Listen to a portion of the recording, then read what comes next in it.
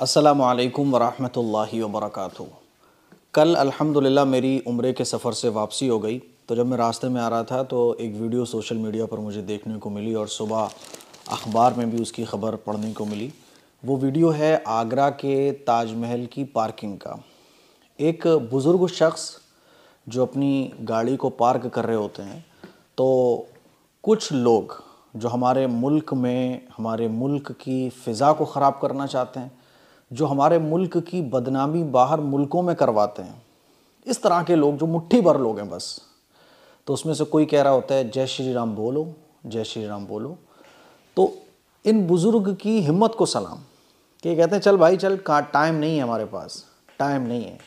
ऐसे उसको नज़रअंदाज कर देते हैं, ना उससे झगड़ते हैं ना उसको कुछ कहते हैं, अपने कामों में लगे रहते हैं और कहते हैं चल भाई चल आगे बढ़, टाइम नहीं है अपने पास। इनकी हिम्मत को सलाम। तो वो नौजवान धमकी देता है और कहता है कि 3 दिन के अंदर बोलना पड़ेगा, 3 दिन के बाद बताएंगे हम तुझे। ये वीडियो सोशल मीडिया पे बहुत वायरल हुआ, लोग इस पर अपनी अपनी राय रख रहे हैं। और जिसने ये वीडियो रिकॉर्ड किया उसने इंस्टाग्राम पर इस वीडियो को अपलोड भी किया, ये कैप्शन लगा के कि ये दहशतगर्द, इस तरह से। तो बहुत अजीब लगा, बहुत अफसोस की बात है। ये जो बुज़ुर्ग टैक्सी ड्राइवर हैं, इन्होंने, ये आगरा की रहने वाले, इन्होंने अपनी फैमिली के साथ जाके कंप्लेन भी दर्ज करवाई। लेकिन अफसोस की बात कि अभी तक उस नौजवान को जो ये वीडियो रिकॉर्ड कर रहा था, जो ये सब कह रहा था कि जय श्री राम बोल, जय श्री राम बोल, कितने उम्र में बड़े सफ़ेद दाढ़ी वाले उनके साथ बदतमीज़ी से बात कर रहा था, उसको अभी तक गिरफ़्तार नहीं किया गया है। अब इस सिलसिले में कुछ ज़रूरी बातें जो मैं आपको बताना चाहता हूँ। पहली बात तो ये कि इस तरह के लोग हमारे मुल्क का नाम ख़राब करते हैं बाहर।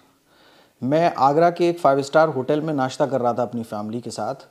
ये मैं अपने गैर मुस्लिम भाइयों को बताना चाहता हूँ, और जो भी समझदार आदमी है, जो अपने मुल्क से मोहब्बत रखता है, जो अपने, भाई कौन चाहता है मेरी फैमिली की बदनामी हो? मुझे बताओ।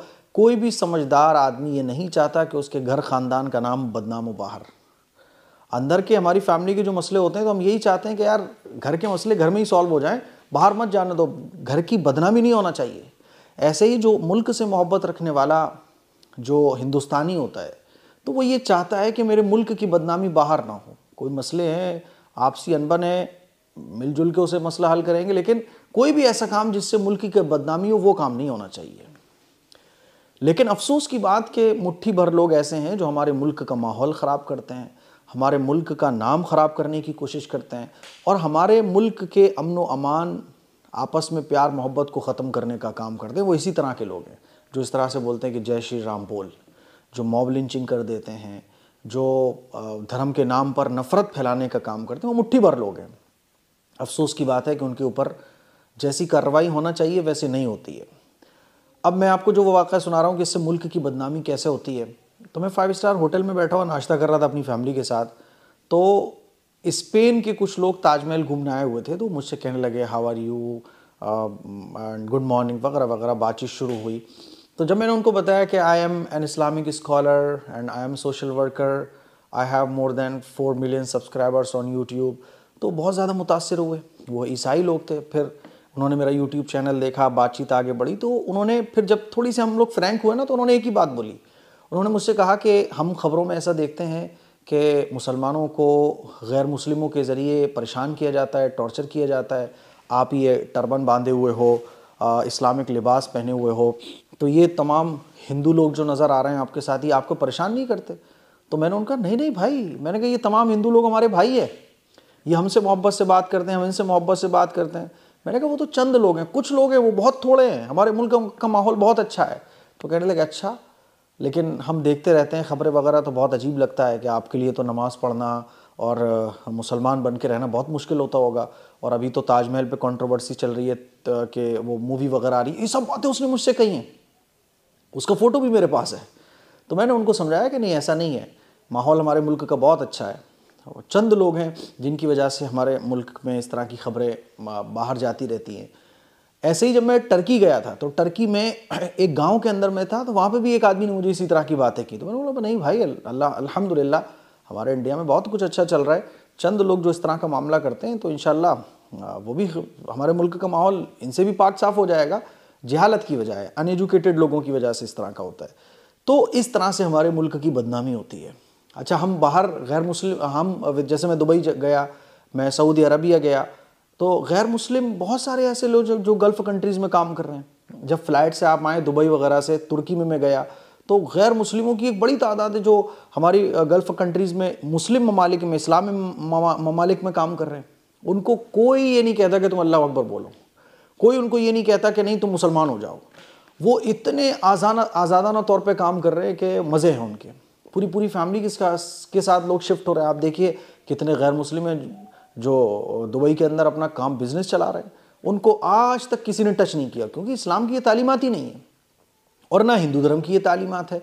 ये वो लोग हैं जो इस तरह की हरकतें करते रहते हैं, जो जहालत में और उनके अंदर एक नफ़रत का बीज उनके दिलों में डाला गया है। तो इस तरह की ये घटनाएं होती रहती हैं। पहली बात तो ये, तो हम गवर्नमेंट से और तमाम लोगों से यही दरख्वास्त करेंगे कि इस तरह के लोगों के लिए जो इस तरह की हरकत करते हैं कि जय श्री राम बोल और ज़बरदस्ती ये कर वो कर, और इस तरह की जो धर्म के नाम पर जो नफ़रत फैलाने का काम है, ये नहीं होना चाहिए। पहली बात तो। दूसरी बात कि हमारे जो बुज़ुर्ग चाचा ने जो हिम्मत वाला एक मुजाहरा किया कि वो अपनी काम में लगे रहो, बोले भाई चल निकल, टाइम नहीं है अपने पास इतना, उनकी हिम्मत को सलाम, उनकी हिम्मत को सलाम। और आजकल एक बड़ा हमारे नौजवान ये कहते हैं कि अरे साहब टोपी लगाना आजकल बड़ा मुश्किल हो गया है, दाढ़ी रखना बड़ा मुश्किल हो गया है। और बाज़ लोग तो बाकायदा जब सफ़र करने के लिए जा रहे होते हैं तो वो अपनी ड्रेस, अपना पूरा स्टेटस ऐसा कर लेते हैं कि ताकि उनको कोई पहचान ना पाए कि ये मुसलमान है। तो मैं ऐसे लोगों से कहना चाहता हूँ कि भाई हिम्मत रखो थोड़ा सा। हमारा संविधान बहुत अच्छा है, हमारे मुल्क का संविधान हमें इस बात की इजाज़त देता है कि मैं टोपी लगाकर कहीं भी घूम सकता हूँ, मैं इस्लामिक ड्रेस पहन सकता हूँ, अपनी इस्लामिक चीज़ों पर अमल कर सकता हूँ। तो जब संविधान ने हमें इजाज़त दी है, हमारे मुल्क की फ़िज़ा अभी इस लायक है कि हम अपने दीन पर, अपने धर्म पर जितना चाहें अमल कर सकते हैं, तो फिर डरने की ज़रूरत नहीं है, बल्कि हिम्मत के साथ, समझदारी के साथ। जैसे कि ये चाचा हैं, देखो टैक्सी ड्राइवर है लेकिन चेहरे पर माशाल्लाह दाढ़ी है, टोपी है। मैं नहीं कह रहा हूँ कि आपसे आप कुर्ता पजामा पहन लो, मैं नहीं कह रहा हूँ आपसे कि आप दाढ़ी रख लो, मैं नहीं कह रहा हूँ आपसे कि साहब आप जो है ना वो सारी सुन्नतों पर अमल करना शुरू कर दो, लेकिन एट लीस्ट आप मुसलमान हो ये पता लगना चाहिए।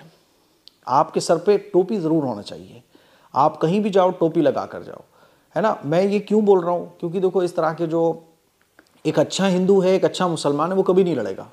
लेकिन जो मुल्क के माहौल को ख़राब करने वाले लोग हैं वो ये देखते हैं कि अच्छा ये मुसलमान है, अब उनको मान लीजिए 50 लोग हैं, 50 लोगों में एक बेचारा दाढ़ी टोपी वाला है, तो वो सोचते हैं अकेला है ये, पकड़ लो इसको, अब इसके साथ बोल भाई तू जय श्री राम बोल, तू ऐसा कर वैसा कर।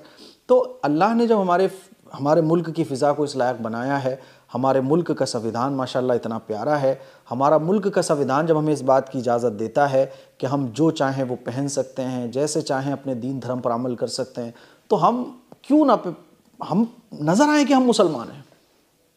और याद रखो जब हम नज़र आ गए ना कि हम मुसलमान हैं, है ना, तो हम अगर 10 भी कहीं खड़े होंगे ना, तो इस तरह के जो मुट्ठी भर लोग हैं, मान लीजिए हर जगह 10-15 मुसलमान होते हैं, तो ये मुट्ठी भर लोग जब देखेंगे ना कि 10-15 मुसलमान हैं भाई, तो ये हिम्मत नहीं करेंगे कि किसी चाचा को, किसी मुसलमान नौजवान को ये मुसलमान समझकर उससे कुछ ज़बरदस्ती कहलवाएं। वो ये देख रहे होते हैं कि सब कोई भी नहीं है, ये अकेला मुसलमान है। हालांकि वहाँ होते बहुत सारे मुसलमान, लेकिन वो नज़र नहीं आते। तो मेरे अजीज़ भाइयों, जैसे कि आप अकेले कहीं हो तो जाहिर सी बात है कोई भी आप पे चढ़ बैठेगा, लेकिन आपकी फैमिली आपके साथ हो तो जल्दी से आदमी हिम्मत नहीं करता, भाई ये 5-6 लोग हैं। मुझे उम्मीद है कि मेरी बात आप समझ रहे होंगे। तो इसलिए मैं कहता हूँ कि जब हमारा संविधान हमें इस बात की इजाज़त देता है कि हम टोपी लगा सकते हैं, दाढ़ी सजा सकते हैं, हम मुसलमान हैं, हमारे मुल्क की फ़िज़ा इस लायक है कि हम मुसलमान बनकर रह सकते हैं, तो हम क्यों नहीं अपने मुल्क के संविधान को फॉलो करते हैं। हमें अपने मुल्क के संविधान को फॉलो करना चाहिए और मुसलमान हम हैं, नज़र भी आना चाहिए। ट्रेन में 10 मुसलमान सफ़र कर रहे हैं, पता ही नहीं चलता है कि 10 मुसलमान हैं। कहीं पर मॉल में आप चले जाओ, तो कल मैं मॉल में गया अपनी फैमिली के साथ, तो मैं ही एक अमामे में, कुर्ते पजामे में नज़र आ रहा था, मेरी अहलिया बुर्क़े में नज़र आ रही थी, बाकी कोई भी नहीं था वहाँ। हालांकि होंगे बहुत सारे मुसलमान, लेकिन नज़र नहीं आ रहे।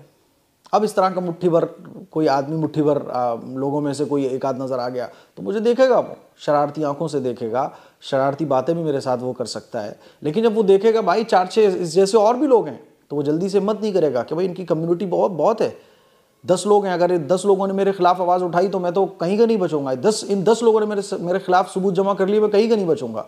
तो इसीलिए मैं आप लोगों से गुजारिश करना चाहता हूँ कि अगर हम ये चाहते हैं कि इस तरह के वाक़यात रुकें, तो हमारा संविधान जो हमें इजाज़त देता है, हमारा कॉन्स्टिट्यूशन जो हमें इजाज़त देता है कि हम मुसलमान नज़र आ सकते हैं, हमें इजाज़त है कि हम चाहें तो हीरो नज़र आएँ, हम चाहें तो मुसलमान नज़र आएँ, तो मुसलमान नज़र आइए। आपके सरों पर टोपी हो, आपके चलने से, आपके बोलने से, आपके अखलाक से पता चलना चाहिए कि आप मुसलमान हो। तो इस तरह के लोग जब देखेंगे ना कि यार ये तो इनकी कम्युनिटी के 10 लोग यहाँ पर हैं, इनकी कम्युनिटी के 20 लोग वहाँ पर हैं, तो ये जल्दी से कोई शरारत नहीं करेंगे कि उनको भी समझ में आएगा कि मेरे खिलाफ सबूत जमा हो सकते हैं, कानूनी कार्रवाई हो सकती है। यही इसका हल है। जब जब हम अल्लाह के नबी की सुन्नतों को छोड़ेंगे तो परेशानियां जन्म लेंगी, और जब जब हम अल्लाह के नबी की सुन्नतों पर अमल करेंगे तो परेशानियां ख़त्म होंगी। मुझे उम्मीद है कि ये बातें आपको समझ आई होंगी। इस तरह की हरकतें जो होती हैं बहुत अफसोसनाक है, बहुत निंदनीय है, और कोई भी करे इस तरह की हरकत तो काबिल कबूल नहीं है, चाहे मुसलमान करे चाहे हिंदू करे। जो भी धर्म के नाम पर इस तरह की हरकतें करता है वो हमारे मुल्क के लिए बड़े शर्मनाक है। अल्लाह हमारे मुल्क की हिफाजत फरमाए और हम तमाम हिंदू, मुसलमान, सिख, ईसाई सबको एक फ़ैमिली की तरह रहने की तौफ़ीक़ अता फ़रमाए। अस्सलामु अलैकुम व रहमतुल्लाहि व बरकातुहू।